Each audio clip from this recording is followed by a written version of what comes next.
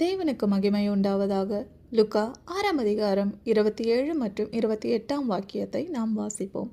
எனக்கு செவி கொடுக்கிற உங்களுக்கு நான் சொல்கிறேன், உங்கள் சத்துருக்களை சிநேகியுங்கள், உங்களை பகைக்கிறவர்களுக்கு நன்மை செய்யுங்கள், உங்களை சபிக்கிறவர்களை ஆசிர்வதியுங்கள், உங்களை நிந்திக்கிறவர்களுக்காக ஜெபம் பண்ணுங்கள். தேவனுடைய பிள்ளைகளாய் இருக்கிற நாம் இந்த வாக்கியங்கள் மிக அருமையாக சொல்லுகிறது. நாம் எப்பொழுதும் சாந்தமான காரியங்களை செய்ய வேண்டும் என்று. சத்துருக்களை நம்மால் சிநேகிக்க முடியுமா? கண்டிப்பாக சிநேகிக்க முடியாது. நம்மளை பகைக்கிறவர்களை நமக்கு நன்மை செய்ய முடியுமா?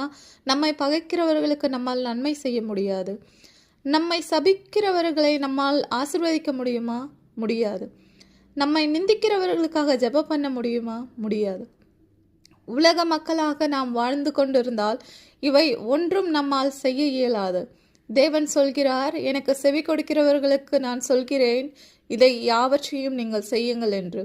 அதனால் தேவனுடைய பிள்ளைகள் தேவன் சொன்ன காரியங்கள் செய்வதுதான் நமது கடமை. இந்த உலகத்தில் நாம் கடமையை செய்து இந்த உலகத்தை விட்டு கடந்து செல்வோம். தேவன் தாமே உங்களை ஆசீர்வதிப்பாராக. ஆமேன்.